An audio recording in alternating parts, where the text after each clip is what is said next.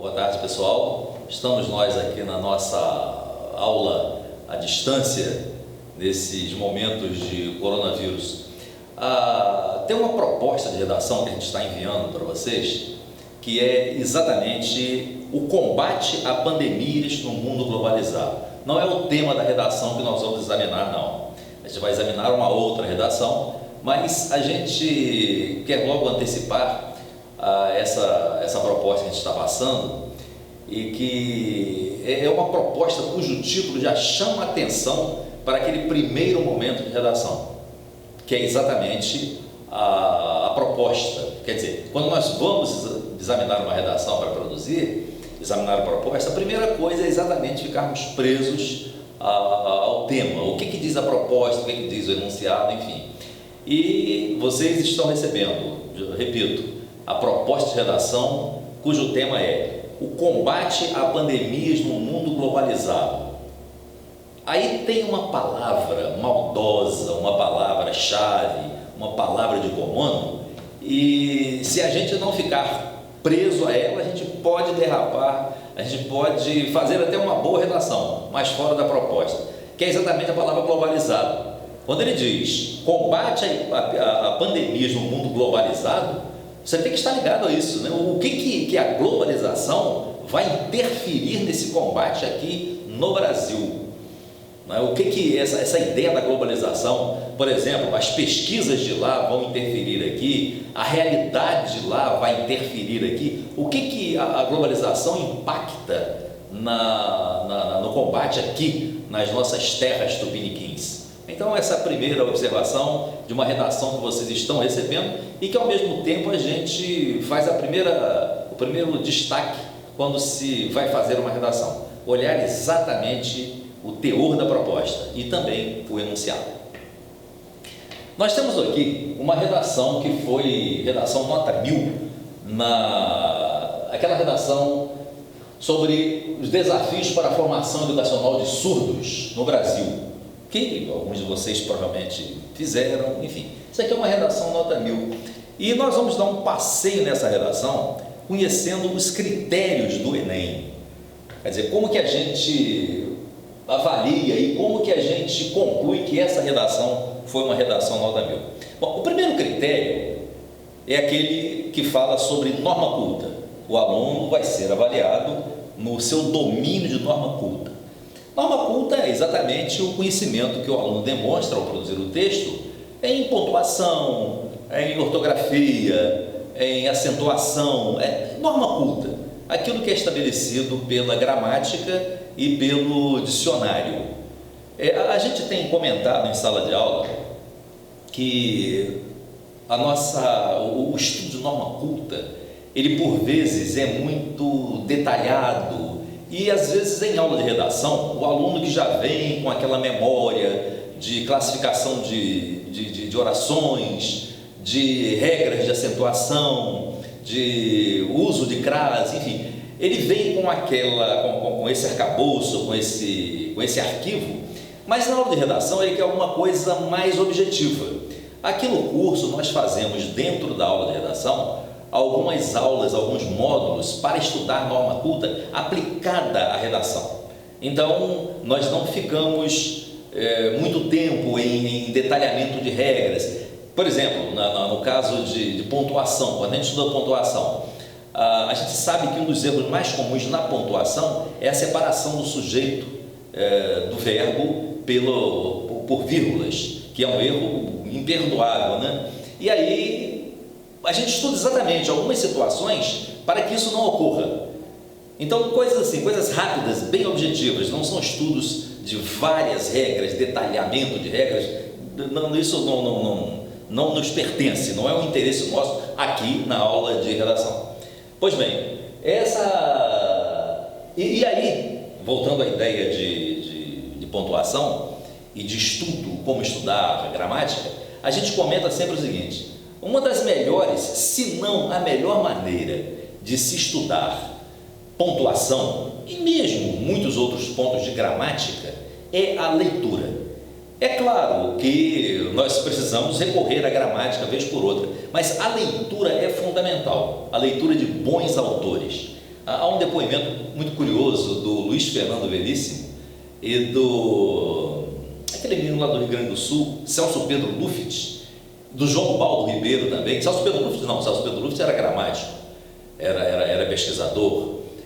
O depoimento de João Baldo Ribeiro e Luiz Fernando Veríssimo. O Luiz Fernando Veríssimo está aí ainda hoje, ele é um dos cronistas mais lidos no Brasil, escreve no Globo, e o João Baldo Ribeiro faleceu há coisa de 5 anos, um pouco mais, um pouco menos.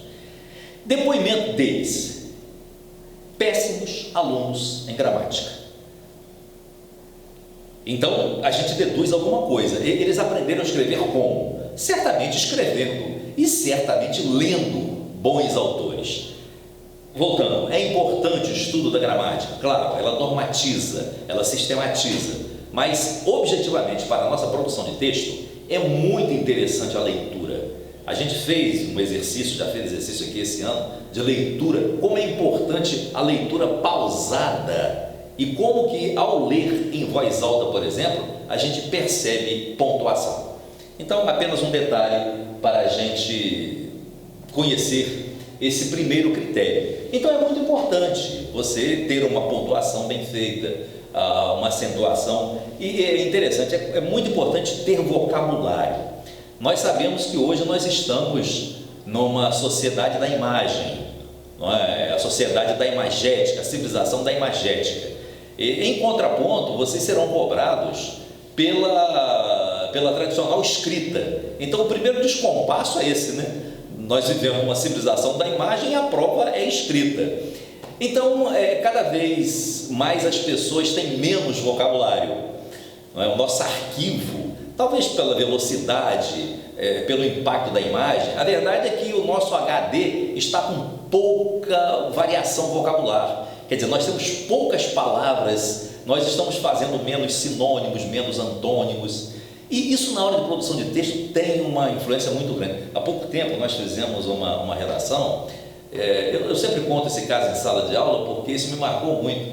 Nós fizemos uma redação, propusemos uma redação sobre liderança, e uma pessoa colocou 11 vezes a palavra líder na redação. É claro que ninguém espera que as pessoas tenham 10 sinônimos para a palavra líder, mas há as estratégias para você colocar, né? Você utilizar um pronome no lugar da palavra que já foi utilizada, você utilizar os processos anafóricos, enfim, existem saídas para você não colocar 11 vezes numa redação a palavra líder. Então o vocabulário é muito importante, e a gente percebe aqui nessa redação que é a pessoa que tem vocabulário, quer dizer, ela tem um arquivo bom. Antes de examinar aqui, sabe como você adquire bom vocabulário? Não adianta ir para dicionário e de ponta a ponta, de A a Z, buscando palavras.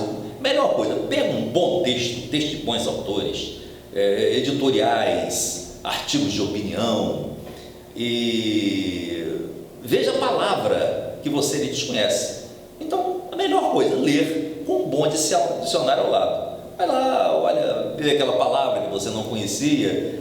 Se quiser, volta aos tempos dos seus avós, escreva a palavra, não precisa ser 50 vezes, escreva lá 5, 3 vezes para você gravar não só a grafia da palavra, como também o sentido dela. Então, mais uma vez, leitura de bons textos e textos rápidos. Não é para você apanhar um texto, um livro de 400 páginas e começar a ler, não. Se você não tem esse costume, pega lá um texto que você resolve em 5 minutos, em 3 minutos, uma crônica, um editorial, um artigo de opinião, e aos poucos você vai expandindo essa capacidade de leitura e, por via de consequência, produção de texto. Mas examinando agora essa redação, olha, a formação educacional de surdos representa um desafio para uma sociedade alienada e segregacionista como a brasileira. Olha, o aluno, o produtor de texto que usa essa palavra aqui, segregacionista, evidente, ele tem um arquivo vocabular bom, né? Não é qualquer pessoa que vai utilizar a palavra segregacionista, alienada.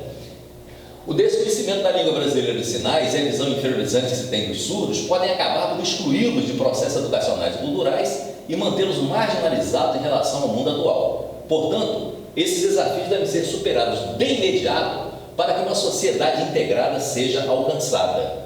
Então você vê, aqui ele usa a palavra segregacionista. É uma palavra, é um produtor de texto que tem um arquivo vocabular. E a gente vai ver isso se repetir na sequência da redação. Olha só o último parágrafo. Dessa arte, quer dizer, dessa maneira, visando a uma sociedade mais justa, é mister superar os desafios.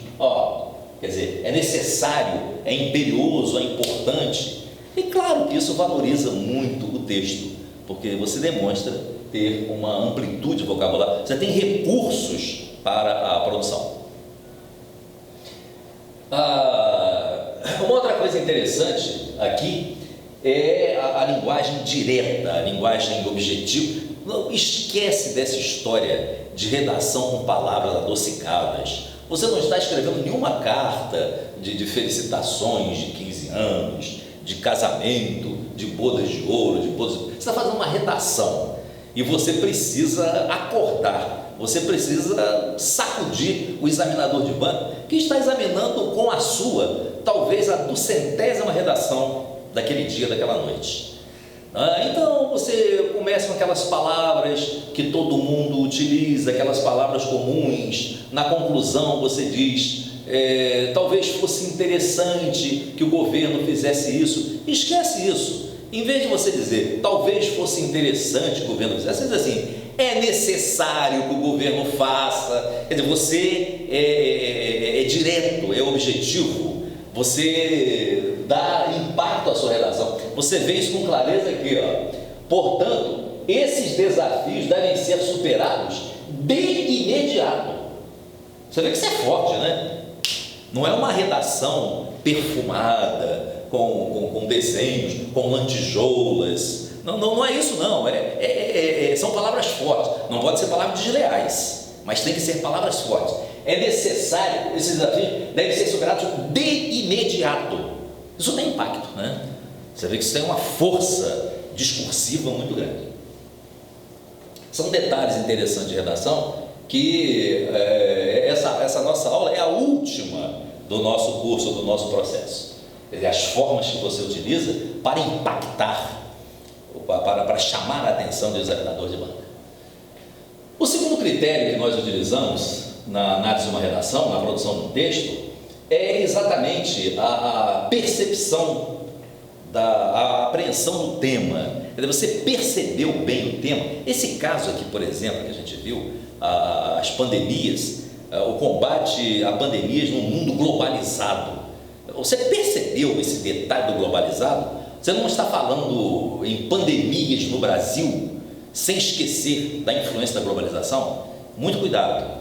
A gente sempre observa isso aqui nas nossas aulas, a percepção. Existem palavras, às vezes, no tema, na proposta, que são palavras maliciosas, palavras maldosas.